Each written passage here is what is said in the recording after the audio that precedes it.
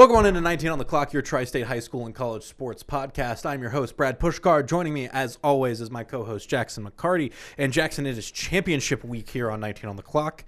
We've got both sides celebrating some championship games. Yes, both sides being high school and college. Yes. Notably, it was a devastating week of high school football for Kentucky. Wanted to just give a quick shout out because, Beechwood, a team that we always perennially think is going to be in the title game, they lost their game against Owensboro Catholic 41-40. Ryle lost to South Warren 36-20, and then Lloyd lost to Murray 27-20. Jeez. So all close games. Yes, all games relatively within reach. But we do still have two Tri-State teams that are hanging on that we will talk about. Then on the other side, we've got Big Ten title. We've got MAC titles. New head coaches. Plenty of new head coaches. Like 3 hours worth of interview sounds that ties into a big thing that's happening. Yep. Like there's a lot. The high school side obviously starting to wean down, and like we're about to move into the basketball side, but the college side stepped right up and gave us so many different things to focus on this week. Well, and I also feel bad because it is the crosstown shootout this week as well, and we're just not going to have the time, I think, today. I think we're going to have to just talk about it on the back end and what it means for the teams next week. Yes. The result of it. Because I will say this up front. I think that both teams are in very weird spots, UC and Xavier, where they're arguably falling off from where they were expected to be at the start of the year. Which, if that hadn't been a trend around Cincinnati basketball here lately. Absolutely. Basketball in Cincinnati, not Cincinnati basketball. I guess I should specify because it's not just UC that keeps happening to. Yes. Oh, I mean, yeah, it's both. Yeah, both teams at this point, and this is first year for Xavier's new head coach, so obviously going to be some growing pains. Be interesting to see where the teams come out at the end of this, but we'll look at it in retrospect and also kind of look ahead at the season. Coming up next week. And I saw something about Jizzle James being at the game, which I don't think that means anything about him like actually rejoining the team or anything like that. Yeah. But just nice to see that he's okay, and in a better spot. That felt worth saying something. That was a tough spot for him back then. But, absolutely. Let's kick right off into the high school championship game. Do you want to start? Do you want to go Division I to Division II, or do you want to go earliest to latest? Because one of these games is played on a Thursday. Let's go earliest to latest. Okay, cool. Then that means we're starting with the Raptors. Yep. Of Anderson. In a rematch from last year because they were so close to winning a state title. Mm-hmm. Avon took them down. They get the chance to right those wrongs. They just last week continued their winning stretch against Big Walnut. Went ahead and beat them again. Very, very similar shoes to be in right now. Very interested to see how the Raps handle it. So quickly, we'll just some of the fast numbers that you need to know. They're 14-0, obviously. We would have a 3-hour-long episode if Anderson lost a football game before the title because that's how good they looked. Yeah. It would have just been me having a meltdown. But their playoff wins have consisted of Withrow, LaSalle, Trotwood Madison, then obviously Big Walnut. 2 1,000-yard receivers, Cooper Kathman, Tyson Weaver, Tegan Jalik. I know it's a big game. It's a very big ask, but if he could get 170, he would join them. And I don't know that I've ever seen 3 1,000-yard receivers at high school level. Well, and that also just means that there's so many passing yards on this team as well. Yes, Owen Scolf is a menace, as we've learned. We've learned very quickly, after what he did against Cooper to open the year.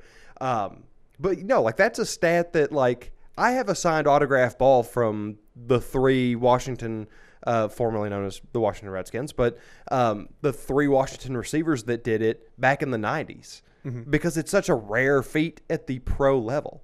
And so for them to be within striking distance somewhat of it just blows my mind. But as a defense, 41 sacks, 15 interceptions, and I want to give you a little bit of last week and a little bit of last year on Anderson so you know how they look coming into this and what they might have learned from their first matchup against Avon this time 12 months ago. Mm-hmm. So Scolf, still a high-volume legend. 296 passing yards, 2 touchdowns, 1 pick, 38 for 52. They are throwing this thing is every time they get it. I mean, it is all over the yard. Airball. Mostly because the run game had its struggles. Okay. As a team, 26 rushing yards.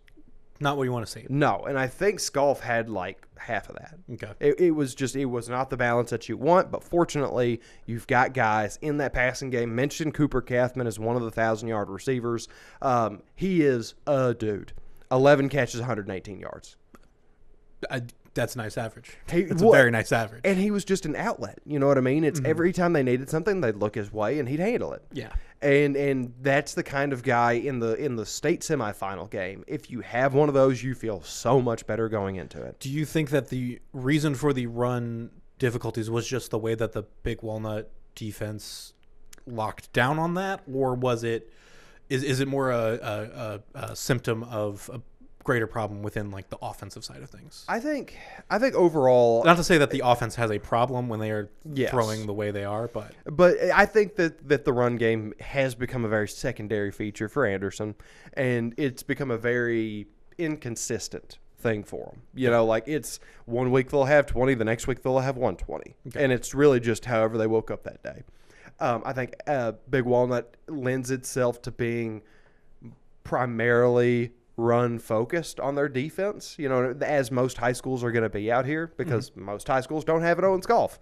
And, you know, if at the beginning of the year you can pick, hey, do we want to be able to stop the run or stop the pass? I think every coach in the tri-state, probably in the country, is saying we want to stop the run because a whole lot more teams can do that. A whole lot less teams can do the pass. So I think it was just a nature of the talent around and nature of the scheme. sure.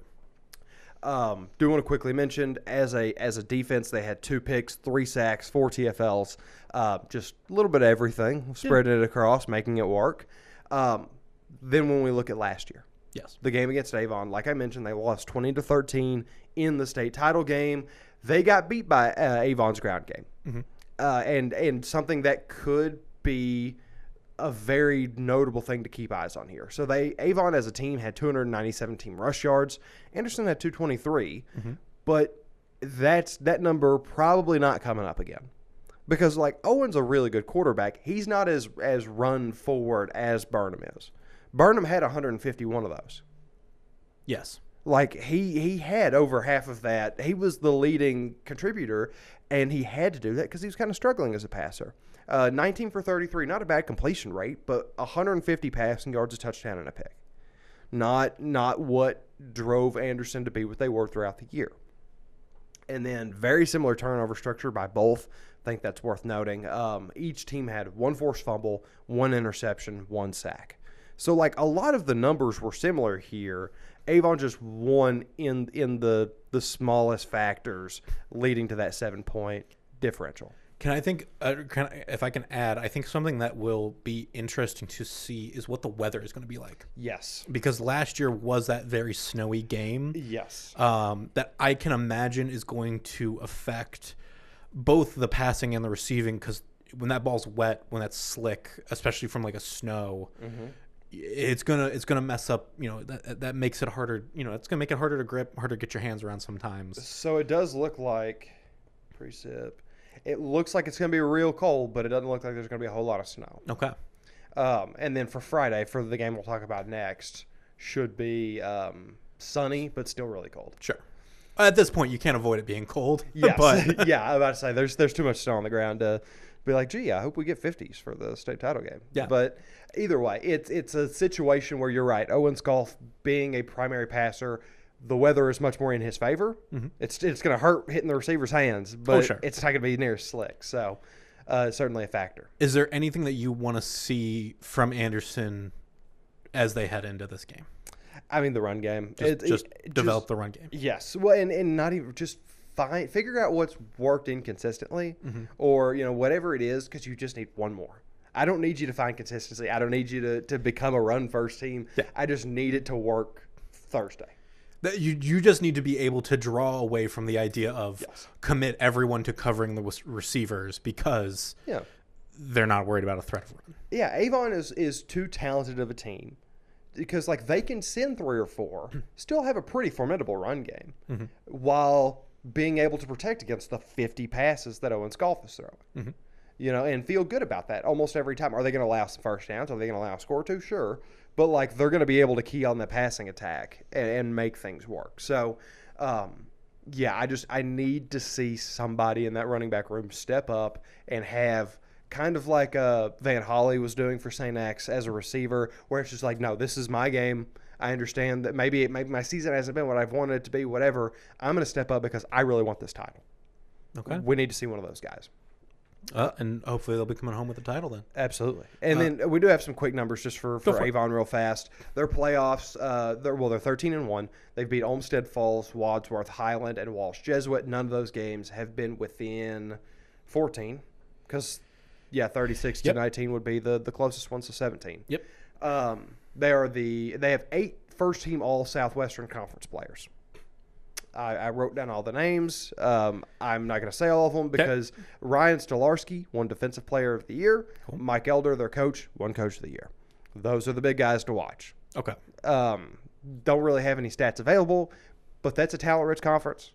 It's when you get to the state finals, it's going to be talent-rich. Well, but just in terms of like with it still being a conference all-team list, sure. Those areas they don't really do like us as much, where it's like there's 20 different conferences. Mm-hmm. Like a lot of times it's just all the good teams in one spot. Yeah. So that's it. Ryan Stolarski sounds like he's had quite the year. So keep your eyes out on him. Okay. Then on Friday, head over to Friday at 7:30. At 7:30 up in Canton, St. X remains alive. They beat Middletown last week. Their season just continues to defy expectations. If you would have told me at the beginning of the year St. X and Middletown was our state semi game, I would have said you're 0 for 2. Yeah. I didn't put Middletown on the preview list. I had St. X as the second one for the GCL South, but behind Moeller. Mm-hmm. And I will say I wish I felt a little bit better about how this is, purely because Daniel Vollmer got hurt. Okay. They said that he's questionable for the game. Don't know what that means exactly. But I also don't. I think that we're looking more in the negative than the positive. Okay. And I'm going to leave it at that much. But the Bombers, still a very talented group, still have a lot of good things happening on their team. You have far too many D1 athletes. You have far too many guys that have stepped up in big ways, as apparent by their playoff run. I mean, dominated East, beat Moeller, beat Elder, beat Middletown. Pretty comfortably beat Middletown. Yeah. 21-6. Like, that's nothing to scoff at. No. As a defense, 33 sacks, 13 forced fumbles, 14 picks. They'll get after you. Just a consistent output. Nothing crazy. Nothing like those Taft numbers that we were losing our mind at the middle of the season. Yes. But still very good enough to get you where you want to be, right? So last week, when you look at it, Jackson Fry, 12 for 18, 159 passing yards, 2 touchdowns, 1 pick, 44 rushing. Okay. One of the more modest lines we've seen out of him this year. Mm-hmm. But still a good line. Obviously worked against a Middletown defense that we know is just tough, as tough gets. That 44 rushing yards was a big chunk of the 58 that the team had as a whole. Vollmer went down early. Mm-hmm. So it's like you have to try to figure out who's going to step up into that role. And, whenever we got to the second St. X Moeller game, the playoff game. Yes. I believe that I said that I was contingent on that pick being St. X so long as Vollmer looked good because of how the running game had struggled. Mm-hmm. We're in a similar boat to Anderson, where it's like, I don't know what running game we're going to get, but somebody has to step up. This is not the week to let it go quiet. Sure. Middletown had a really good rush defense. I don't know as much about who they're playing. Olentangy Orange. Yeah. But if you're wanting to be a state champion, somebody has to get more than 14 yards. Yes, 14 yards outside of your quarterback. Yeah. That has to be a big mission statement there. Cam Taylor shined as a receiver, 5 catches, 79 yards. O-line held up, just 1 sack, and then 5 tackles for loss, allowed, again, to a really good Middletown defense. Mm-hmm. Like J.D. Singletary was out there collecting skulls for most of the season. Yeah. Like, it was a a tough challenge, and they were formidable, to say the very least. And then the defense stayed multiple. It's been an attack that I've stressed for St. X that they have to find success in various different outlets: a forced fumble, a pick, 4 sacks, 10 tackles for loss, 3 passes deflected. Like, you can't get more multiple than that. No. You can be more effective across the multiplicity, but you force 2 fumbles against what was already a defense-first team.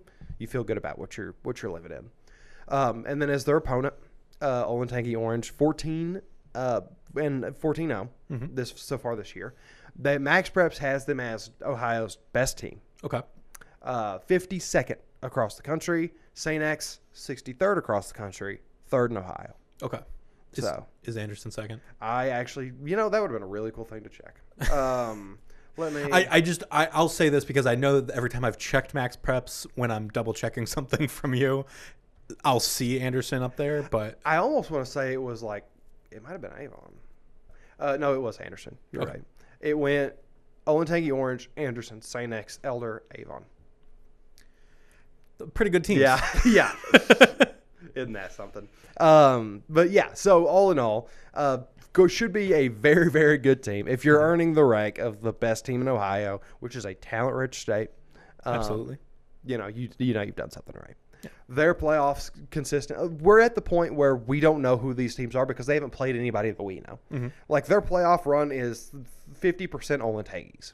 Yes, it's Olentangy Berlin, Olentangy Liberty, Pickerington Central, and then St. Edward.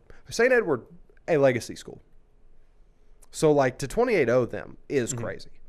They haven't played anyone locally. Like I said, they have 6 first-team all-league players.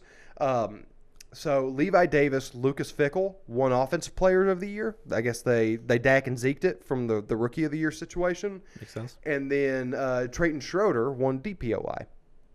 So, their team possesses 3 of the 2 champions. 3 of the 2 awards of the year. They are 150% players of the year. Love that. Yeah, they've maxed out. They are what you would call overqualified. Mm-hmm. Very, very impressive school. One of those that, like, I wish I could be in Canton just to see what a team like this looks like outside of our DMA.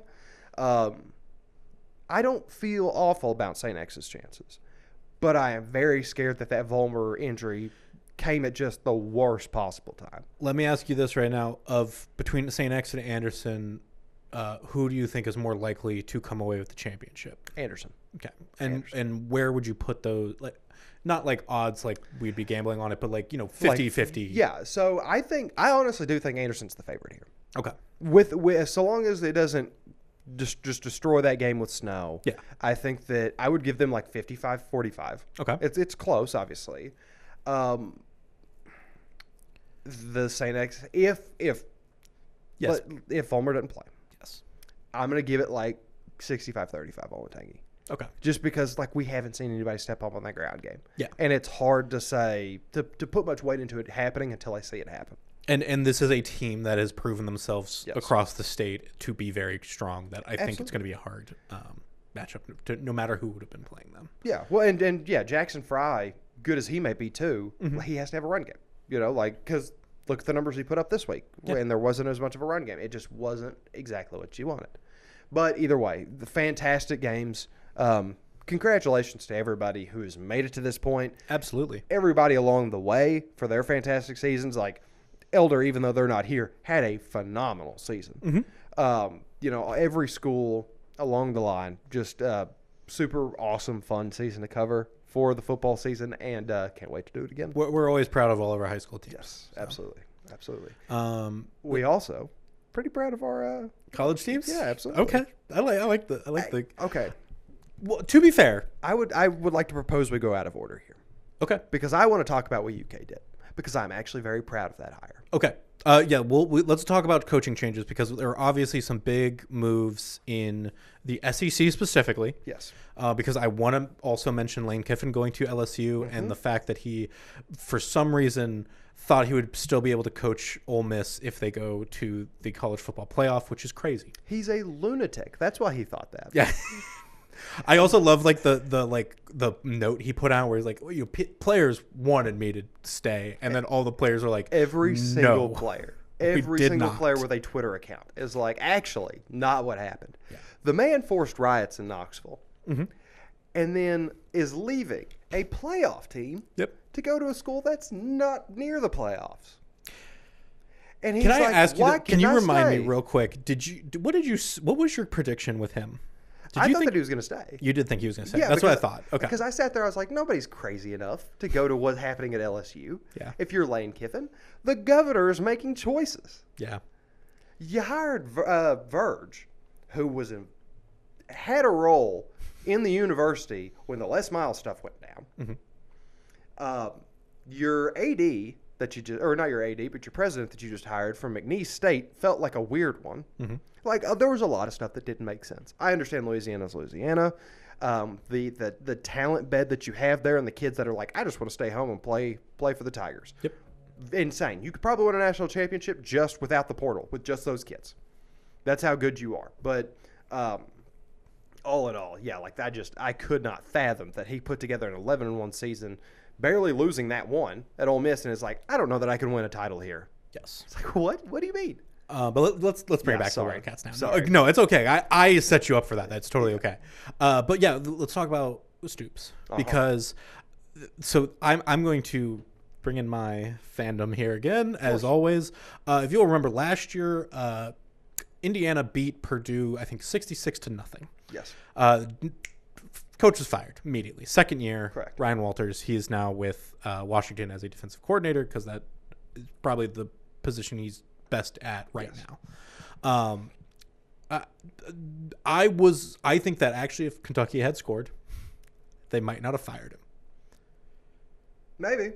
If that game wasn't a complete blowout. They really didn't want to pay that money. They did not want to pay that money. I liked the way that he answered questions that same day of like, are you worried about, or are you thinking about leaving? Are you thinking about moving on or anything like that? And he's like, nah, I'm here.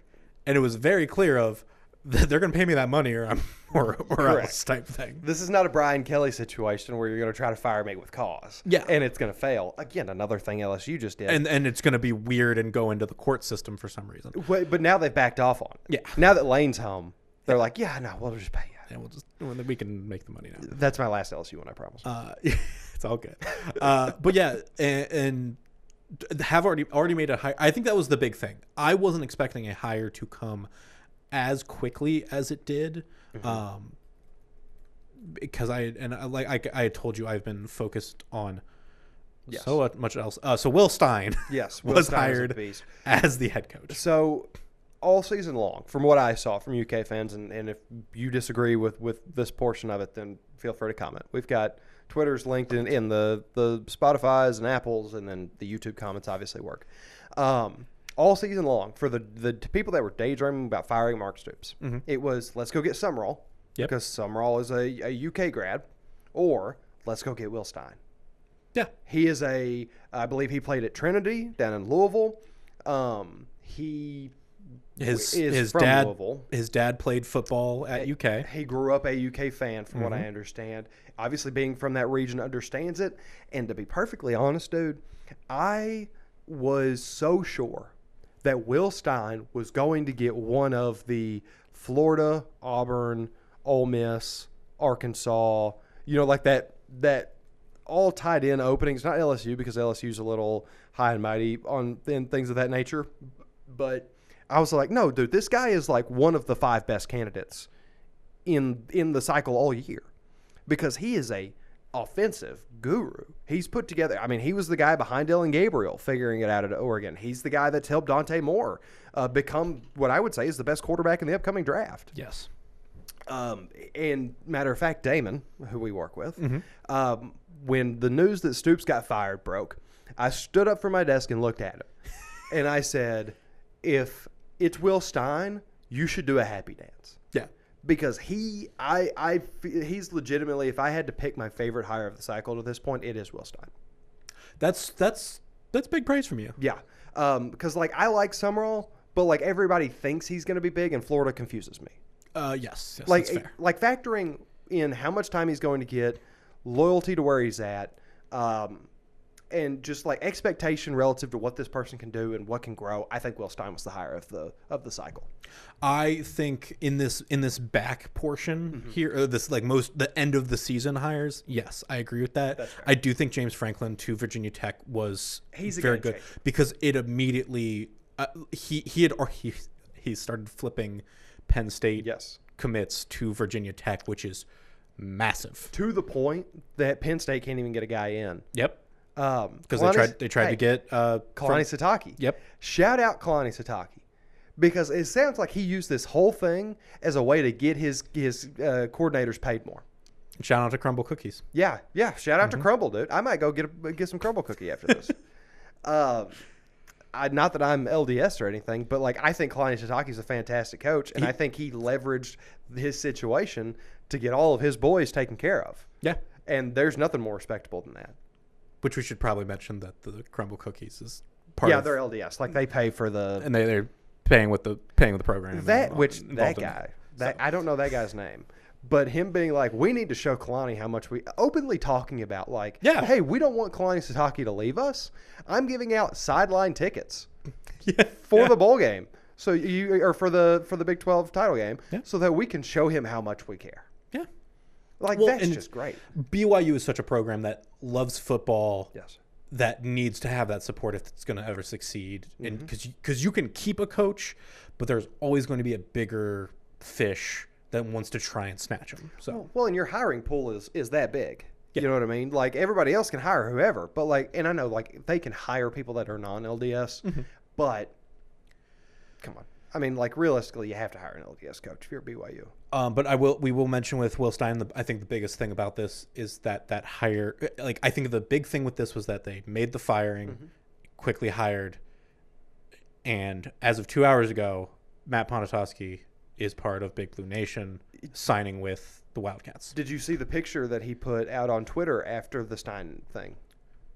Let me open his Twitter right now because Yeah, I have do it it. right here. I wanted to double check to make sure he Yes. had officially signed or not. But And I should have, because I didn't even think about that, to be honest. But after Stein signed, he posted a picture, Ponatoski did, of his trip to Oregon in Oregon uniform, standing with Stein, saying something to the tune of, I can work with this. So honestly, I think Stein is a better... I can work with this. Let's Yep, go. Yep. And so I think Stein was probably a welcomed, just to assume. I have not talked to Ponatoski. I couldn't tell you for sure. But I'm sure that when he saw that news break, he's like, oh, sweet. Like, yeah, that's awesome. Yeah, because there was on November 30th, Eli Lederman with ESPN had posted that he was going to wait from the early signing period until February to sign. Yeah.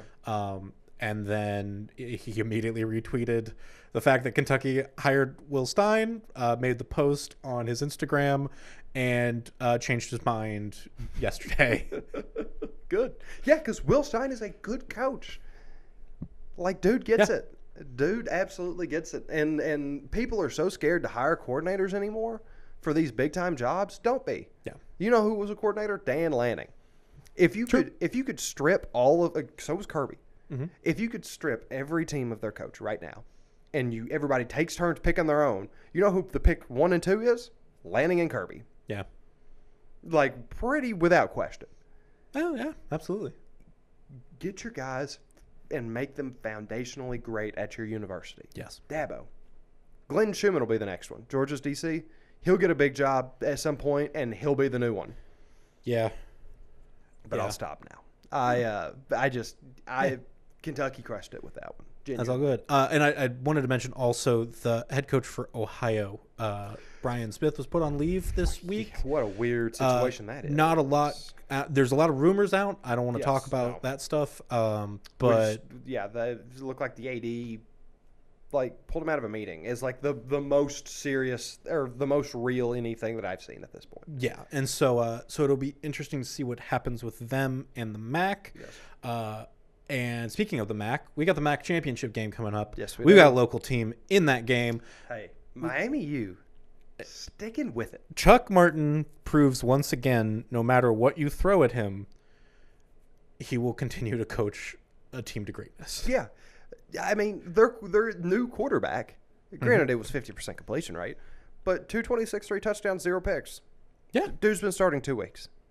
He is very solid. Thomas Gotkowski, and is a freshman.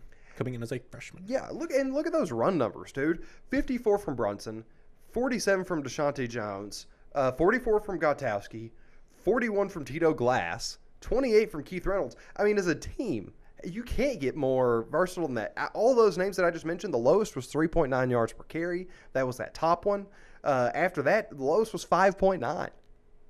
Yeah. I mean, just you put whoever you want back there and make it work. Like, Chuck Martin is the man.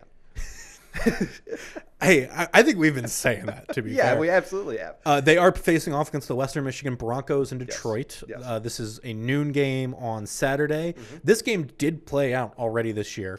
Miami did come away the victors. It's part of the reason why they are in this championship, arguably in the first place. Because if they had lost that game, they would have lost the tiebreakers. Yes.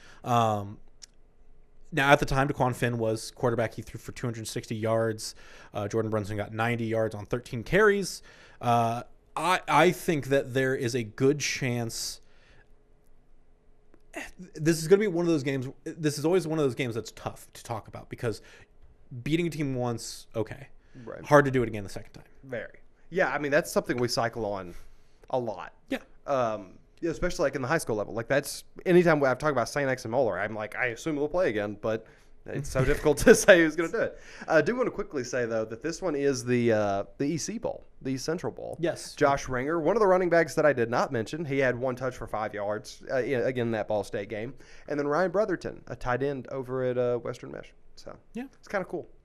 I think Miami's big key to success is going to be Gotkowski coming out and performing like he's been. Mm-hmm. I would like to see him be a little bit above 500 if he can. That'd be great. But if you have a performance like that game against Ball State where you make 12 passes for like 200 some yards, yeah, that works. Yeah, and like I don't have the YAC numbers right here in front of me, but it looks like it was like Cameron Perry had 2 catches, 63 and a touchdown. Yeah, like something big happened there. Yeah, and Ball State is on the weaker end of the MAC right now. It's going to be a team that you can kind of take advantage of a little bit. I do think that the Western Michigan pass defense is where their strength is on the defensive side, which does give me a little bit of hesitation for Miami. Yes. But I also think on the offensive side, it is going to be a lockdown the run on Western Michigan, and I think you can stop the offense from creating too much. I agree. This has a tie to the Western Michigan game. Please. And it's just a number I want to say because it's freaky. Of course. Cam Perry, the receiver I just said, the 2 for 6, whatever. He had 4 for 98 against Western Michigan. He also, on the season, has 865 yards on 35 catches. Yep.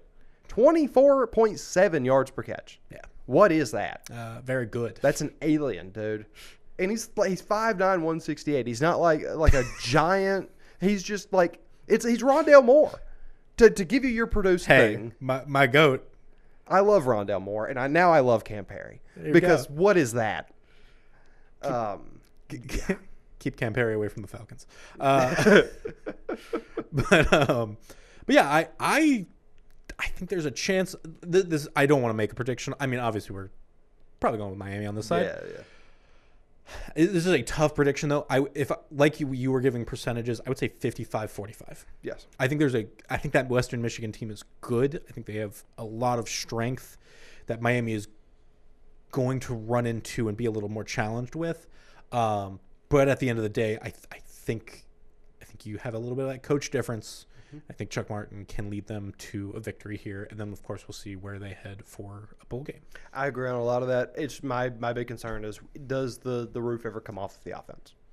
Does Gotowski's acclimation thing expire to a certain point? My only question, I mean, I would worry about it. I wouldn't worry about it this year. Yeah, you know, it's one of those things where like he could come away with this from this game and be like, doing the same thing he's been doing. I'd go, okay, there's still 3 more years. Yes. No, I just mean like does he hit a snag? After 2 good weeks of production. Where it's that first week of finally getting that kind of getting a little yippy type thing. Exactly. The performance you would expect on week 3 out of a first year starter, you're now dealing with at the end of the season. True. That kind of thing. So. But our other big game, boy, is it a big game. And this is the hardest game to talk about because it is Ohio State versus Indiana in the Big Ten Championship in Indianapolis at 8 p.m. You can watch it right here on FOX19 Now. Yes, you can. And you better. And you better, because this is going to be a good game. This is going to be a great game. The 1-2's game of the century. Let's just talk a little. We've talked so much about Ohio State this year. Yes.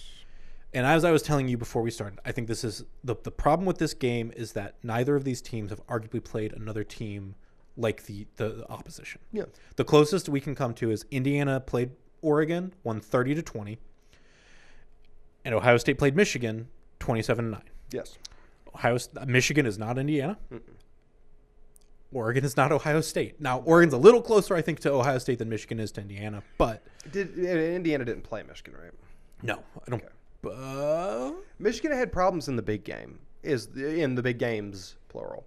So that, I'm not going to sit here and say, oh, well, Michigan and Indiana would have been a really close, because, I do think Oregon's better than Michigan. That was Iowa that I was thinking of with the yellow logo that I had seen earlier. Now, Indiana had a 27-24 game against Penn State post James Franklin leaving. Correct. That's something notable.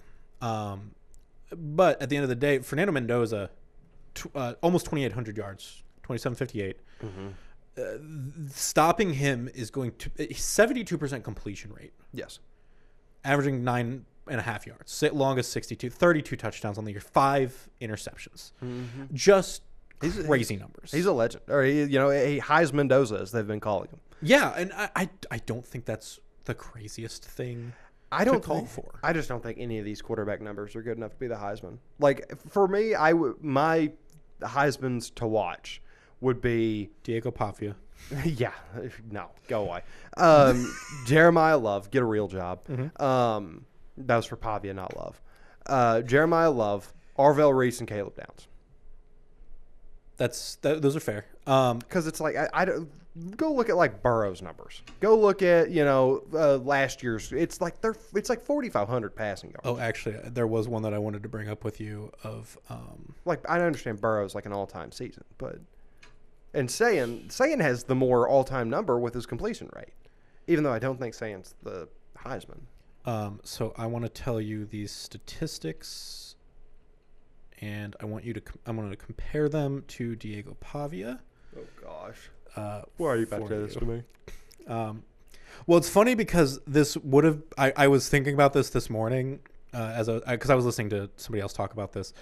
So Diego Pavia is 242 for 340, 71%, 27 touchdowns, 8 interceptions. Yes. Do you know who went 212 for 325, 65% completion rate, 3,000 yards? How much did Pavia have? 3,100 yards this year. Almost 3,200. He's 8 yards away. Threw 26 touchdowns and had 10 interceptions. And this was an award winner? This nominated. Those are the stats of Vince Young in 2005 when he was the Heisman runner-up. That's crazy. That is insane. But I will also say I think that offense and stat lines and defense has changed. Oh, absolutely. It's not comparable. Yeah, but my initial reaction was for you to compare Pavia to Vince Young was to point out all the reasons that was wrong. Yes. That is a knee-jerk reaction. I understand that you were trying to have fun. No, I'm just not letting it happen. I know you never will. Not Pavia. But we just mentioned Fernando Mendoza. Julian Sam's over 3,000 yards. He is. And is he still completing 96% of his passes or whatever? 78.9. Yeah, cool. That's 258 of 327. Bo Jackson is running the ball like no other. Yep. Jeremiah Smith, Carnell Tate, nasty duo. On the Indiana side, go ahead. Can I say something about those receivers? Please do. It's just a prediction that I don't think either one of us will remember. I think Carnell Tate's going to be better at the NFL level than Jeremiah is. Okay. Proceed. I can believe that. I can agree with that. Carnell's such a beast. I love Carnell Tate. Ohio State is just so weird where you just have so many good receivers in a grouping that you're like, well, this one's better at college. Will it convert to the NFL? I mean, look at Marvin Harrison Jr. Part of that is the place that he's at versus Jackson Smith and Jigba. Mm-hmm. Which I know it obviously worked out. Yeah, it worked out well. Whereas Jettas and Jamar. Mm-hmm. But Carnell could be the Jettas, where it's like he's not getting near as much love coming into this. Yeah, but he's gonna be all right. Yeah. Well, and Justin had the benefit of coming in a year before Jamar. Yeah, correct. Not having to, because I think Jamar would have been taken by the Vikings. Well, I think Jamar would have been taken earlier than Justin in that round. So Roman Hemby, Kalen Black are leading rushers for the Hoosiers. Omar Cooper Jr. has over 800 receiving yards. Elijah Sarrett right behind him at 650. I don't want to be like, this is the way that this game is won, because this is going to be a weird game. Yes. I could see it being run up the score. I could see Ohio State clamping down on Indiana. I think it's totally quarterback driven, truthfully, because that's been the horse of both teams. It's not like Ohio State's running ground is subpar by any stretch of the imagination, but Julian Sayin has been the headliner, as is Heisman Mendoza.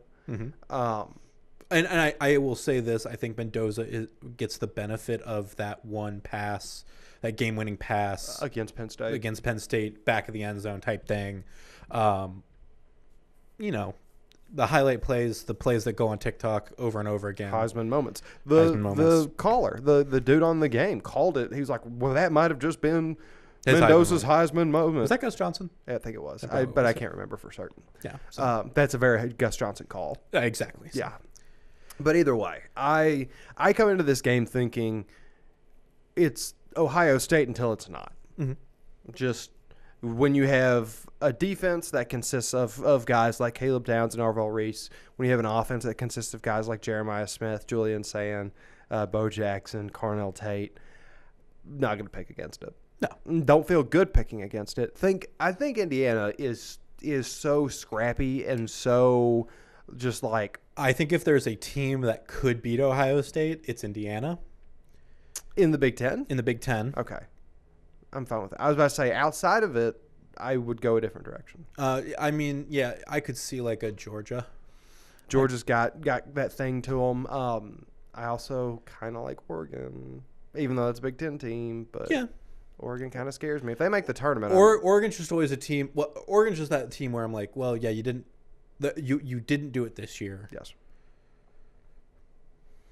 But what was going on? But they should also be able to keep their coordinators, I would think. I don't know.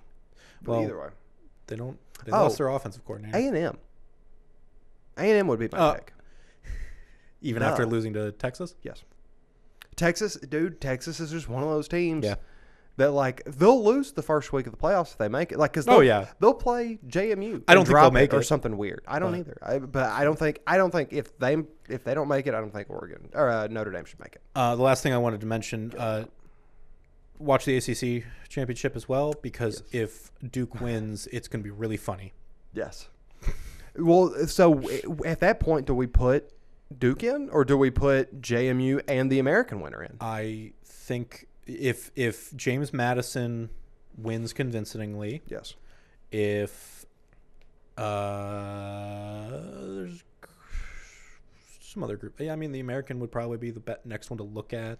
I think the Americans goes before Sunbelt, because that's Texas State or it's Tulane. Yeah, yes, that's true. I could definitely see either of those. And isn't North Texas?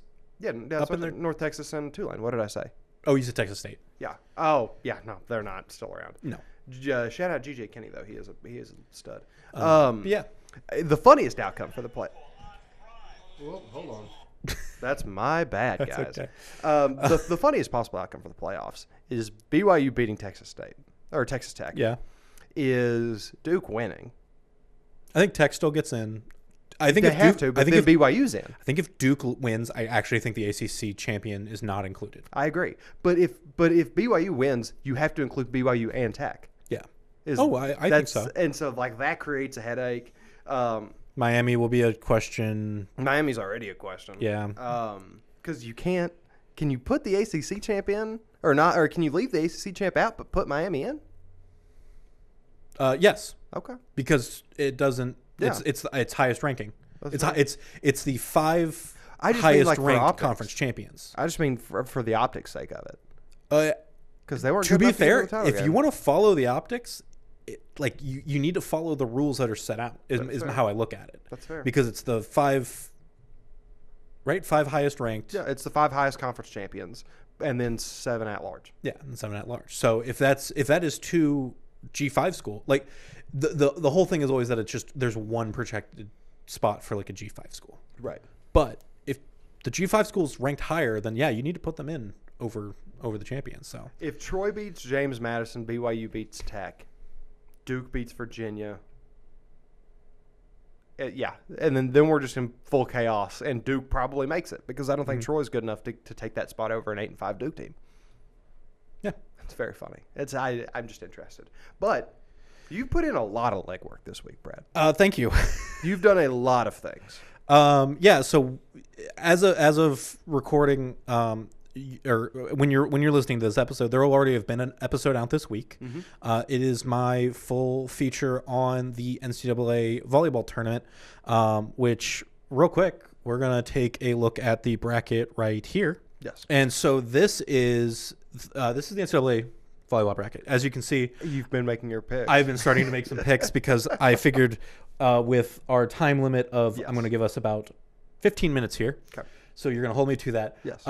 Nebraska, number 1 seed overall, undefeated this year. Yes. Danny Buscombe Kelly was the former head coach at Louisville, took over for John Cook, who was one of the greatest coaches in the sport. Nebraska's been... Nebraska is a dominant program. Yeah. It is the program. Volleyball runs through the state of Nebraska. Yes. Now, the Midwest is a hotbed for volleyball talent. As you will see there, and as you will have heard, there are a lot of teams locally that are being mentioned here. But let's just kind of run through things here. San Diego, another great spot for volleyball talent, is out in California. I will be very honest with you. A lot of these first round matchups, I can see going the way of like just the ranked team wins, which is kind of to assume, especially in volleyball. It's just one of those sports that it's very separated. You know what I mean? It's the top is the top for a reason. Texas A&M and TCU both have been very strong programs. Texas A&M was one of the top programs in the SEC this year.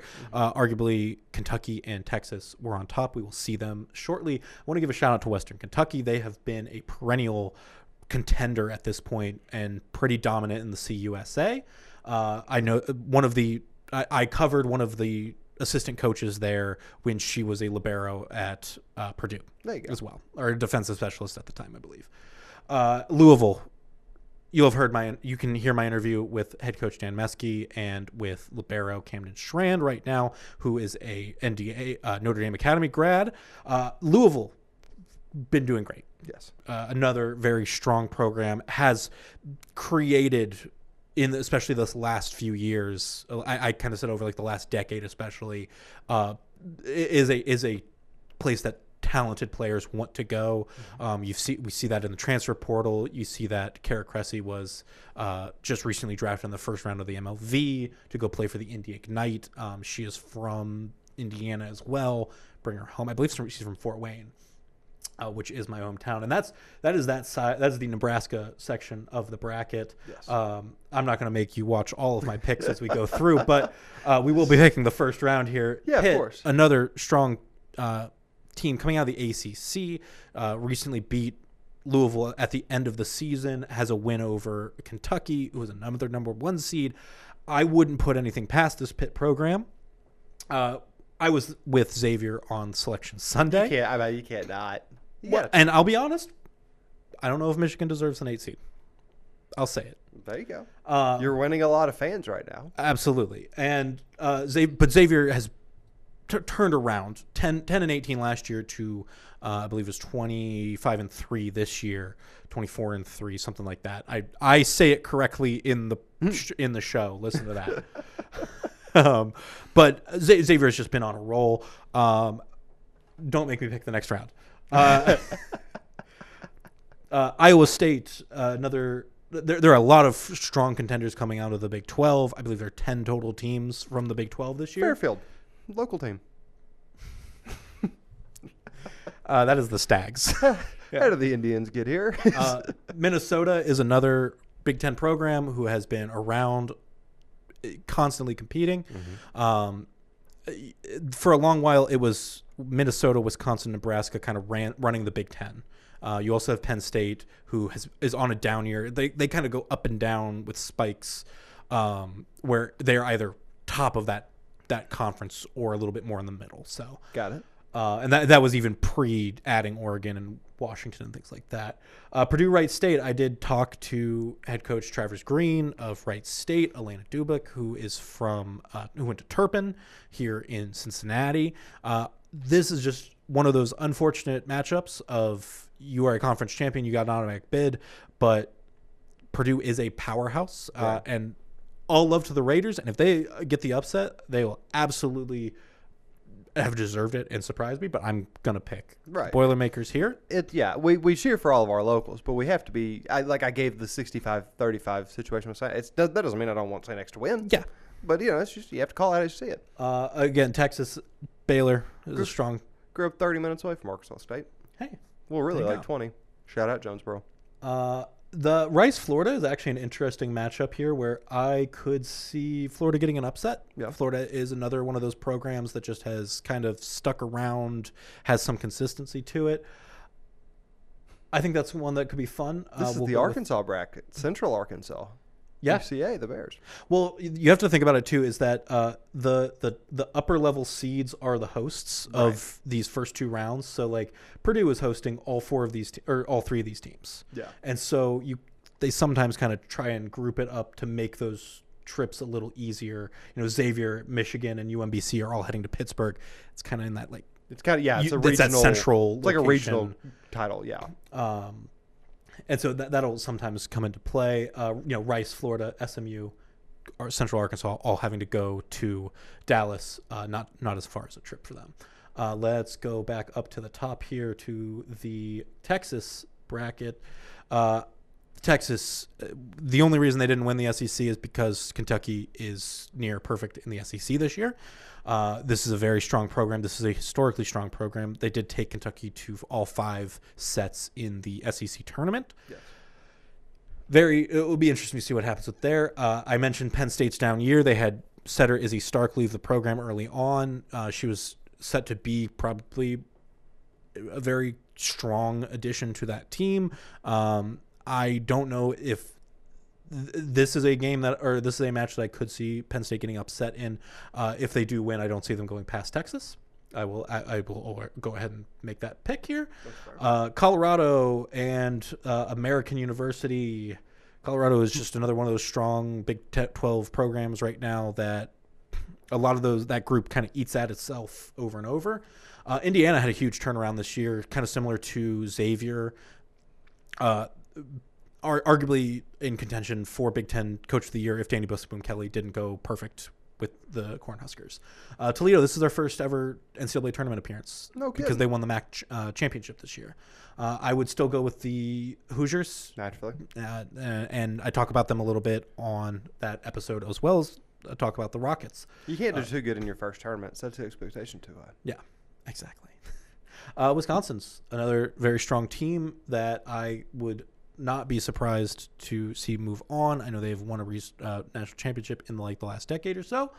UTEP, one of those strong Texas programs. North Carolina has been fighting pretty well in the ACC this year. I can see this going to UTEP. This is one of the 55-45s that I will call it. South Dakota State, a smaller school overall than say an Arizona who beat UC to get in at the end. I think that UC was one of the last 4 teams out, or the first 4 out. I think if they had beat Arizona in their final match, they would have been able to actually get in that spot. Stanford is another historically strong program. I wouldn't expect to see anything go there. I talked to Craig Skinner and SEC Player of the Year and Newcomer of the Year Eva Hudson in that episode as well. Kentucky is my favorite right now to win the whole thing. I think it'll be Nebraska and Kentucky in the finals, and that is a weird game, like a match to even begin to talk about. Because it's kind of poetic because that was the second match of the year that they played, where Kentucky actually it was Nebraska reverse swept Kentucky. After Kentucky went up 2-0. Nebraska ended back 3-2.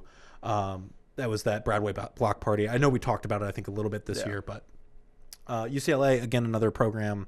Those Pac-12 programs that are now in the Big Ten and other conferences have that little bit, have always had that competitive edge a little bit. So I wouldn't be surprised. I do think Georgia Tech is a strong program as well, though. I would go BYU as well. They've been very consistent in the Big 12 this year. USC, I would, again, California schools. Creighton, all roads lead to Nebraska. When it comes to the game of volleyball, they won the Big East over Xavier this year.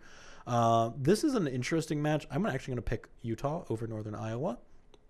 I would go with the Volunteers. That is another school that has been very strong in terms of play. The SEC is it's one of those things where I go the SEC, the Big Ten, and the now the ACC are kind of those really, really powerful conferences in this grouping. And then the Arizona NIL State era has created that kind of thing. Absolutely. And then Arizona State would be my last pick on this side of the bracket. What is a Coppin State? I'm Googling that real fast. If you want to go ahead, tell them where to find us. You know what? And you know what? I came in right under my time limit as well. Yeah, you did. So thank you all for joining us this week. Again, that episode of all those interviews with the volleyball team, you can find it is about an hour 15, hour 20, I believe, on our YouTube page, on the Fox19 Now YouTube.